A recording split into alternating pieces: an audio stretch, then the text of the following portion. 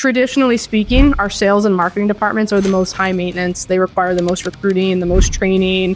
But as you grow, to be able to fulfill that service and product and maintain those promises that those people are out there making, that production side becomes really, really important. So as we grew, that planning turned into not just leads and people on the sales and marketing side, but also how do we, work our installation crews? How many installers do I need? And all of that has to be thought through from a profitability standpoint. All right, everybody, welcome to another episode of the Wealthy Contractor podcast. This is Brian Kaskavalcian, and with me today is Megan Curry.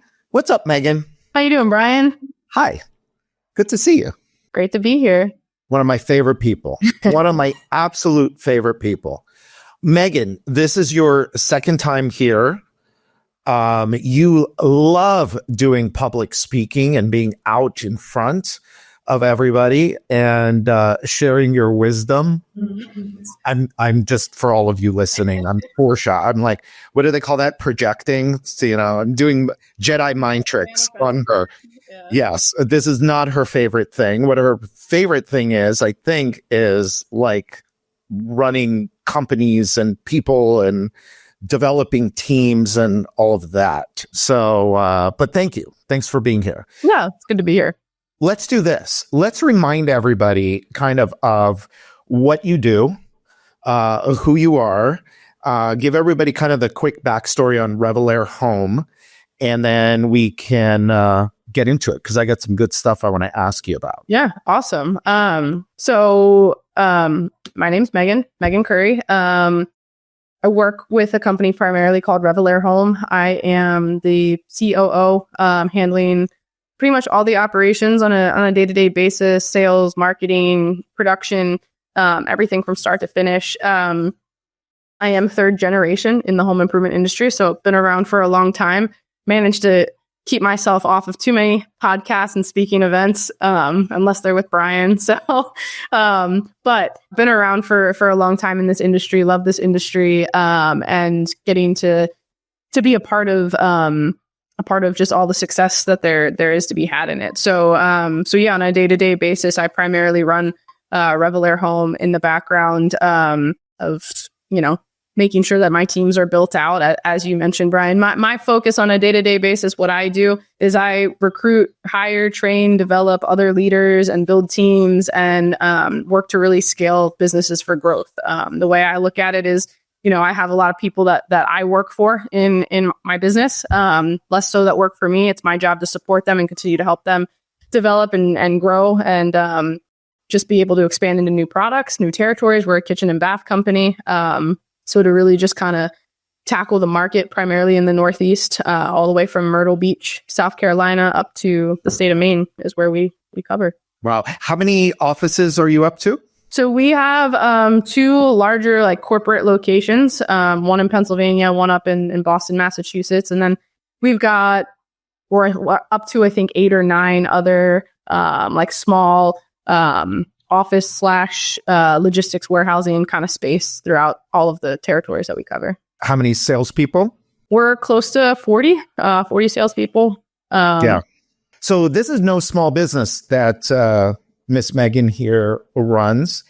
And you do it very profitably, which we will talk about a little bit. But I wanted to ask you specifically about forecasting.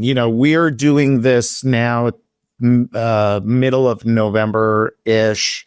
It's really kind of too late for a lot of people to get started thinking about budgets and forecasts for next year. However, I always think that this is a good topic, regardless of the time of year. I always find it kind of funny that, especially lately, as I get older, that we have this cutoff, December 31st to January 1st, as if it's like some magical thing happens. Yeah. But any day of the year could be New Year's Day. You could start, a new life and new goals and new, become a new person make the decision today and have tomorrow be New Year's Day. But regardless of all of that crazy crap that runs through my head, we do have this thing called New Year's, and we plan for the next year. So I'm always curious about, how do you kind of plan for next year? And I understand that today it's much more sophisticated than it was a few years back. So if you can kind of think about maybe how you did it when you were a smaller company, maybe a few $1,000,000, and maybe what's kind of changed between then and kind of where you're at now. Yeah. Couple things on that. The first, just to kind of parlay off of what you said, it's too late, but it's never too late. It's there's no better time than the present to get into it. And because it does really define and shape what you do next. There's, as we talk about like the end of the year, one of my mentors taught me years ago. I'm going to butcher the concept, but it's something about being in like the 1%ers. And especially in sales organizations where we are performance driven, it's a grind, it's a mountain to climb every day. There's a huge tendency that right around this time of year, right around Thanksgiving, towards the end of the year, we just glide, we just coast, we don't do too much. If we sold it already, it's sold, the year's kind of over. And I think what sets good companies and great companies apart is that 1 percentile that doesn't stop. They do not let their foot off the gas pedal. They just keep plugging away. And part of that is being relentless in your planning for the following year. And so one of the things, we've always been very systems and process oriented with, just kind of an engineering background from Mark, our CEO and president. And so when we were smaller, it's all the same equation. The difference as you get bigger is there's just more to plan for and more that can go wrong. But when you're small, even to start out, it's really working backwards. It's really defining what are my goals for the year. And we start with really simply, and there's many different techniques to this, but we quite simply just start with what's the revenue that we want to do. And as a small company, if you say, next year I want to do 5 million, I want to go from $3 to $5 million. Then from there, it's just working all of your math backwards. It is math heavy. It's a concept that you talk a lot about, Brian, with that money math and being quick with it and being good with it. And it's wiring your brain to think, even if it doesn't come naturally, if I want to do $5 million, how many net sales do I have to have? What's my average sale price? How many contracts is that to install and to sell? And then from there, what's my retention rate? Do I lose, 20% of business between bank rejections from the lenders to cancellations? So putting that factor, how much business do I have to write? If I have to write that much business, what's my closing percent? How many leads do I have to run? How many doors do I have to knock on and get a sales rep into that house? And it's working all that math backwards from the leads that you're running, the closing percents, the confirmations and the call center that are needed, the raw leads to be set that are coming in, and then the marketing spend from there in terms of figuring out the raw leads and the budget from a marketing perspective. From there, one of the things that I always recommend too is it's great to, say I want to go from 3 to 5. But if you did that, if on January 1, you started to budget your business as a $5 million business, and for the record, I'm a big advocate of, if you want to go from a 3 to a $10 million company, you should start acting like a $10 million company. But that doesn't mean go spend all your money like you're a $10 million company right away. It's more in your behaviors and your actionable items. And so one of the things that we do that I think helps streamline it a little bit better is we break our year up into 4 quarters. Normal, right? That's not groundbreaking. But each quarter has a different pace. And by the 4th quarter, that's when I want to be pacing that $5 million, right? So maybe quarter 1, I'm pacing 3.5 to 4. It's a little bit more palatable. It's a little bit easier to eat that elephant one bite at a time. So that's where we kind of tend to break it up, but it's just working all that math backwards and then digging in, and it starts really with marketing, but you have to get there through backwards equations. As we grew, when you expand into different territory locations and different branches, logistics, we always talk about it's interesting. My background tends to be more on the ops side with production, as well as on the marketing side with call centers and some digital marketing and everything. And we always talk about how the easy part to fulfill is the operations, the production, and all of that. But as you grow, that can become a little stressful sometimes as well. Traditionally speaking, our sales and marketing departments are the most high maintenance. They require the most recruiting, the most training, the most head sessions, right? But as you grow, to be able to fulfill that service and product and maintain those promises that those people are out there making, that production side becomes really, really important. So as we grew, that planning turned into not just leads and people on the sales and marketing side, but also how do we, work our installation crews? How many installers do I need? How many service techs do I now need that our volume has increased? Measure technicians, having the warehouse locations in areas that made sense. And all of that has to be thought through from a profitability standpoint. Otherwise, you're just spending money, whether it's in customer settlements because you can't fulfill the promises that you're making and selling, or you're robbing Peter to pay Paul to pay for some of the things you just didn't think about. So we call it our one integrated plan. And that outlines pretty much everything that we need. We go into the year thinking about the real estate that we're going to need to invest in. We go into the year thinking about once we hit this certain net volume on a period or monthly basis, we're going to need another administrator, ops manager, maybe build out a whole new department even. So it can become very complex, but it also, I'm a big believer in, I tend to keep things simple. It's easy for my staff to understand. If it can be clearly communicated down to like if you walked into my call center, they know exactly how many leads they have to set every single day, what their hours per appointment is. It's so clearly communicated because that plan is defined around this time every year. So it helps us just achieve those goals.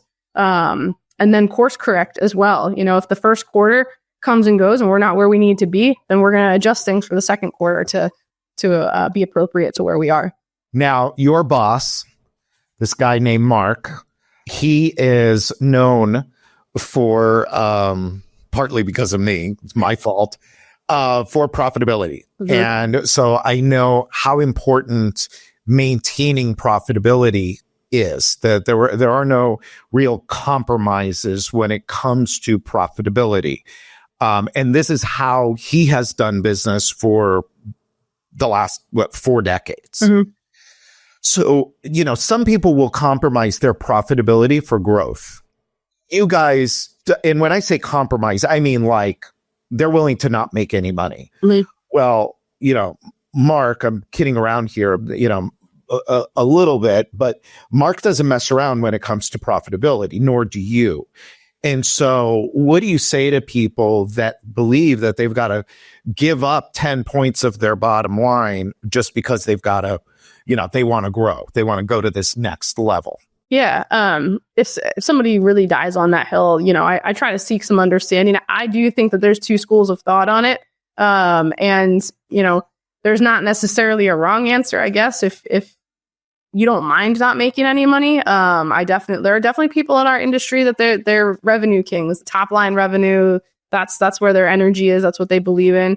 But we've always talked about it. I'd rather be a little bit smaller possibly and maintain that profitability. And my response to somebody that just doesn't see how that's possible is just to talk to me about why. Why do you think you have to cut your profits? The way that this industry is so beautiful because it's not heavily inventory driven. We're able to control our gross margins, our pricing. We're able to add unique selling propositions to justify different kinds of pricing strategies with warranties and price match guarantees and anything. That's what we do in this industry. We're very creative. And I think where a lot of companies lose sight of that isn't necessarily on the gross margin, or it could be. I see a lot of companies, to your point, they'll throw away all profits because they're taking price cuts. So yeah, they're cornering the market because they're basically, giving the product away for free. I don't think that's a sustainable model. It certainly isn't if business owners, if their objective and goal is to sell their business, flip it someday. Nobody's going to bite at those models. And that's where I wish more business owners would think is, what's my plan here? Why do I have this business? Do I have it because I have an heir apparent, in my business or in my family that's going to take it over and buy it someday? Or am I going to sell it out to private equity or another business and acquisition? But regardless, I can't see any of those avenues, where it is acceptable, I guess, to just sacrifice profits. There's a way to do it. I just think a lot of companies either sacrifice it by throwing away their pricing, which to me, I'm very proud of the product that I sell, and our team sells, and the service we deliver. And I believe in my price. I believe in that. My staff believes in it. There's no such thing as being price sensitive. In fact, I'll get calls sometimes that'll say, I think we need to raise our price from a sales manager, because we do build that value and we believe in what we have. So I think sacrificing your price is sometimes it's like an insult to your own business. Why would you do that? If you what's your time worth? What's the value of your company worth? So believe in that price. But the second area where I see companies kind of falter is they think that they need this huge build out in terms of their overheads. And they don't necessarily. They might be spending money and time on things that are a little unnecessary, but that's something that they have to take into account and, value. I value a really lean kind of business on my overheads. What I mean by that is nobody on my staff is sitting around twiddling their thumbs, but I also surround myself with people that don't want to. They work at high capacity. It's not atypical that if I go to bring on another admin, I got 3 other admins that are saying, hey, whoa, wait, why are we bringing on somebody else? We're good. I can handle the increase in volume. So it's an interesting culture that we kind of drive with that profit first, but yeah, it's to maintain that profitability. I'm not saying that you can't spend money to make money. That's a given, but not compromising your margins and making sure your overheads are built out. It's really that marketing cost is the only thing any business owner, Brian, could say to me. It'd say, yeah, but what about those marketing dollars? But when you look at your marketing dollars, I do look at my P&L, my marketing P&L, right? But I take that up against my net sales. So even though my P&L might show a couple points of a less of a percentage than I'm used to seeing, I know that it increased my sales by 15% this month. And that's going to increase my profitability 2 months down the line as I install those contracts. So, there's a balance with that. And it's just understanding the time value of that money and the impact it has at different points in time on your business. And yeah, to grow profitably is it's not that hard and it's responsible. It gives your people job security. It gives your business a purpose, and it's totally doable if you just understand the mathematics behind it. So something interesting happened at Top 500 a couple weeks ago. Last year in 23, after my thing on stage, I was part of a panel, and in the audience, there were these 2 brothers that run a fast-growing home improvement company. And one of the brothers gets the mic and he basically asks a question like, when can we're in high growth mode. I got to go back and listen to the recording and see if I can capture this, because the question, I want to get the question right. What? Okay, yeah, go ahead. Guess it. What's the acceptable amount of time until we start to become profitable? Exactly. It was something along those lines. And their excuse was growth, that we're growing the top line. And so that's what they wanted to know. I grabbed the microphone and I said, from the panel, whoever had it, I said 15 minutes. I said 14 minutes for you to go through all the mental gymnastics that you're going to need to go through to change that dumb thinking. I didn't say that way, but I'll say it now. To change that thinking, and 1 minute to implement, make the decision that we're going to grow, but we're going to grow profitably. I saw them 2 weeks ago and I asked them, so how's it going? Oh man, they're up to, I don't know, like $15 million, I think 12, 15, somewhere. Anyway, a lot of revenue. Did you make any money? Brian, we're making the most money we've ever made. Awesome. It's like, okay, so you can grow and you can maintain your profitability. You just have to have the right mindset. it's like a myth. It's a paradox that I think people get. And because look, like it's what we're taught, I think, as a society with like corporate America, that, all these budgets and we've got, a 15-month plan to become profitable. And with what we do in small business, you don't have to go buy a brand new multi-million-dollar building and hire, a new general manager making buku bucks before you sell your first window contract, So I always say day one, you can be profitable. Right. If you're an established company and you're going into a new market and you are investing and relocating some people, then okay. But it's still in month 1 or 2. It's not a huge turnaround time to be profitable. There's and on that note, it's just being aware of it. Something that I think, again, a lot of companies don't do is, I'm going to track on my P&L, my different branch locations, my different offices, my different territories and regions. Even if they don't have a brick and mortar corporate office, they have their own P&L and my sales management, my production management in that area.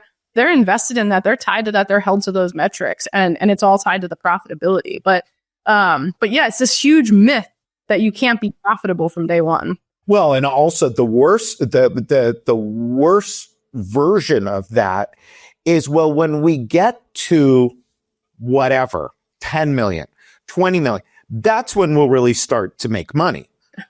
But you and I both know that if you don't know how to make money when you're small, 2 million, 1 million, 5 million, whatever, what makes you think you're going to be all of a sudden be profitable when you're at 20 million? Yeah, it's not a magic light bulb. It's not a magic pill. It's not a magic number. And to further that point, I'm such a big believer in terms of the culture of your business. If that's your culture, like, once we get to this point, we'll be profitable. Once you get to that point, you won't be profitable because your people aren't a profit first culture. They'll think, now that we're doing this, we need more overheads, more of this, more of that. And it's just, that has to come from the leadership, the executive leadership, just like an uncompromising, relentless attitude that this is possible. It's not a bridge too far or a gap too far to bridge there. Yeah. Well, 4 years ago, I tapped your boss, Mark, who also happens to be your father. And I tapped him and I asked him, hey, nobody's teaching anybody how to be profitable in the home improvement space. And he went on this journey with me, and we did these profit workshops, and you became part of them starting last year. Mm-hmm. And we came to the realization that people were not doing their books accurately, that no one was really taught how to make money, in this business, that, there's maybe 5%, and this is just across any industry, but 5% of the companies are making all the money. Mm-hmm. And so we went out there and we started teaching people how to do it. And we quickly found out, like really, really quickly, that bookkeepers gave us pushback, accountants gave us pushback. And so we started a company together, you, me, Mark, and Addie, called the Profit Masters. And we work with about 50 companies now. We're growing fast. And we basically help them design their profit blueprint. We do their day-to-day book so that they have accurate data that they can make decisions from. And then we meet with them every month and we review their financials with them and tell them what the financials are telling them and help them keep focused on their profitability. Now, you have been, eyeballs deep in this for the last year. What are some of the things that you can share? What are some of the things that we've learned? I mean, you and I have both looked at, for years, we've looked at financial statements for companies in this business.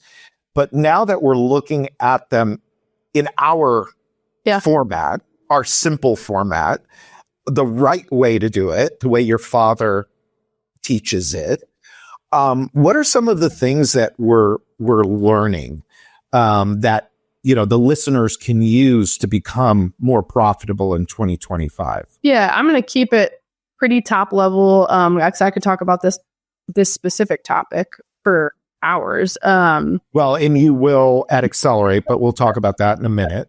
So there's a couple, I think, primary things that generically that stuck out to me relatively quickly. And one of the things that you talk about a lot, that I relate to, a lot of people relate to, is kind of that imposter syndrome. Sometimes, what am I qualified to be doing what I'm doing? How can I possibly, sit in the same room as some of these other business owners and like a Brian Gottlieb and a Brian Elias and some of these other great notorious names. And so one of the things that I realized really quickly is that there's a lot of that, and it manifests itself really in a lot of people having businesses that they work for instead of the business working for them as a business owner. Okay. And that's one of the things, just like mentally or mindset wise, that might not seem like it's related in terms of the P&L and the accounting, but what we do with Profit Masters, what we're able to assist with, is in one word, it's or two words, it's to provide clarity. All of a sudden, there's clarity, there's clarification. They see when they're having a bad month, when they're having a good month, and they know why now. So instead of that business now running them into the ground, they have control. They've regained control of their lives, their livelihood, and their business, and they're able to use the data and the information that we're able to provide through the P&Ls as well as through the coaching calls to, shape the future of their business and make the necessary changes and go where they want to go with that. On that note, we talk about it, you and I, and maybe talk about it later, but there's different levers that they can pull then throughout their business. There's all the just different departments, the sales and how to throttle that, and marketing and how to push and pull in that area intelligently to make calculated decisions with everything. The second thing that I really realized in terms of the top kind of groundbreaking things for me was the very first topic that you touched on, which is just that forecasting, that planning. Businesses are interesting, and I think I wrongfully assumed that because of the culture that I grew up in this industry, that everybody has like a very clear roadmap of where they're going, what they're doing. And I realized that doesn't always exist. And it kind of falters into that first point that I made, where there's a lot of business owners that are stuck working in the business and then they can't work on the business. And so we talk about that very openly with our leadership, even not just business owners, but did you have time to work on the business this week? Or were you too busy working in the business? And if you don't allocate that time to work on the business, then you'll be forever in the business, essentially. So it's this, again, kind of a paradox. But one of the things I realized was that there isn't that proper planning and then executing of that plan along the way, throughout a year or on quarters or biannual basis. And that's an area where if there's any huge takeaway that I think some of the business owners that we work with have, especially that have been with us throughout a lot of 2024, is they're able now to make maybe not the same kind of one integrated plan that I have, but they're able to do something very similar to that works for their business, and it's executable next year. And with that, we might fail as business owners perpetually, continuously. We're made up of way more failures than successes. It's just that we're always stumbling forward, at least. And even when we lose a little bit of ground, we've made up so much already. So having that clearly defined plan, now that you, through Profit Masters, at least with our clients, are able to have that roadmap, the clarity to find that plan and say, okay, here's where I want to be, and now I know how to get there, and then they can just execute. And so those are some of the things that I realized were kind of a gap. And there's no handbook, there's nothing that you can buy that teaches you how to do all of this in business. You're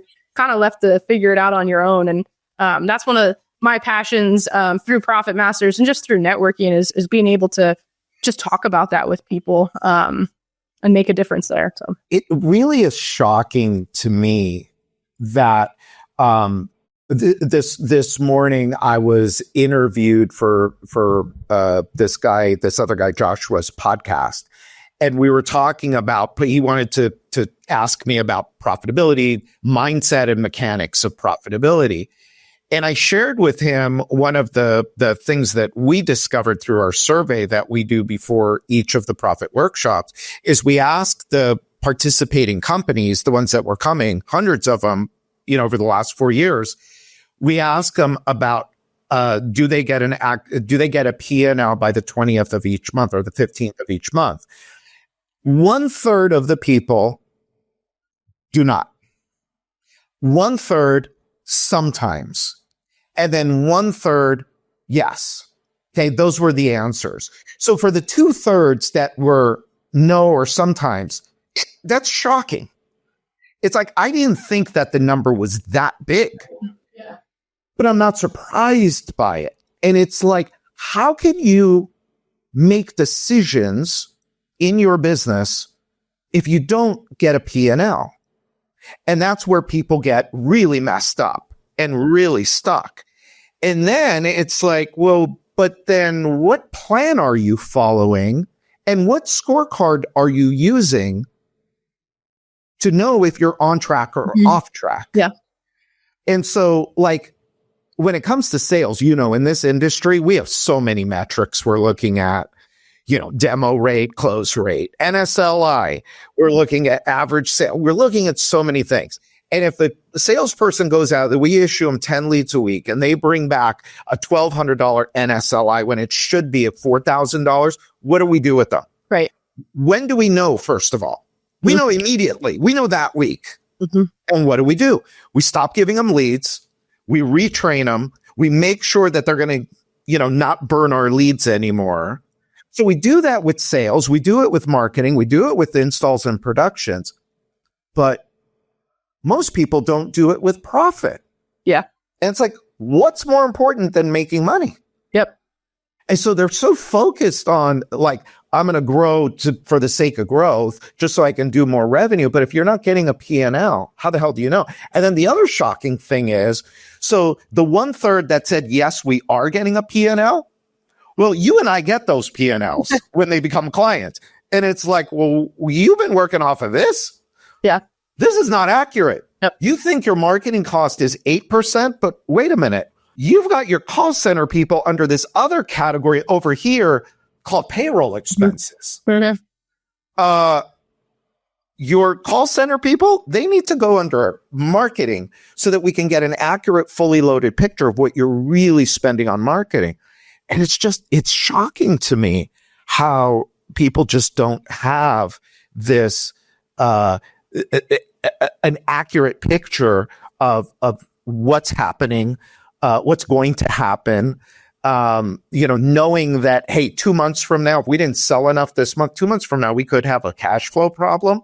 It's like, I'd rather know that now and be able to deal with it now than find out 65 days from now when I got to make payroll. And now I'm using customer deposits to make payroll. No, God, that's not a good thing. Yeah, it's interesting. It's the analogy that just kind of popped into my head as you were talking through all of that was, it's like gambling without ever looking at any of the odds or stats or anything like that. You're just going to, because that's what we do in business all day, every day. We're gambling on certain salespeople and marketing campaigns and investments and all of that. And so when you're not looking at your return on investment, understanding all of that, you might as well just be driving down the highway with all your windows down and just throwing money out all the way. So it's why would you place a couple $100,000 bet on a sport that you don't know anything about? No. So why would you do it in your business?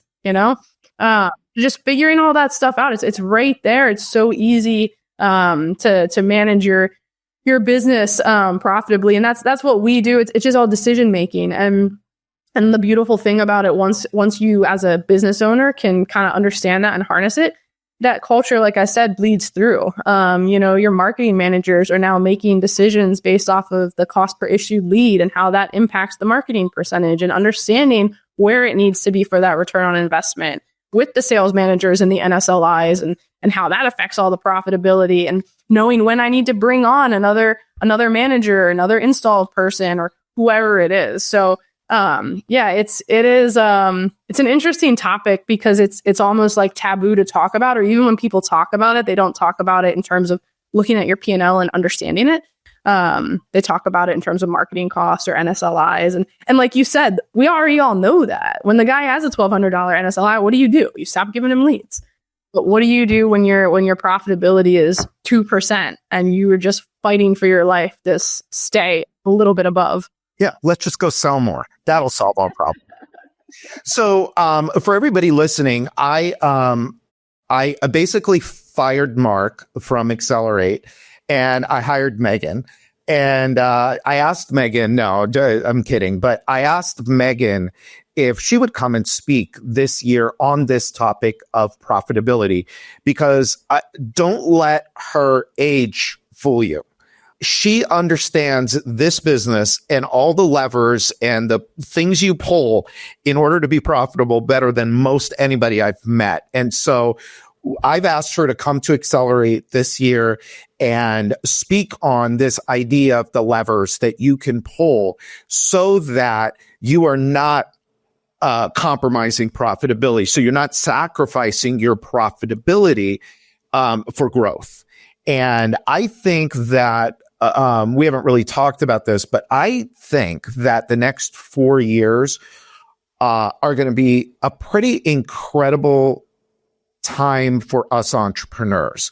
I think there's going to be a ton of opportunity, but I also think that the contract or the business people in this industry that don't understand this topic, that don't understand profitability, are going to get taken out by people that have a better understanding of profitability and much more money to play with. Because the number one thing you and I both know, the number one thing that you need to grow your business is cash. You need cash. Okay. Yes, you need teams but in order to get a team, you need cash. In order to have a smart COO like Megan, you need cash.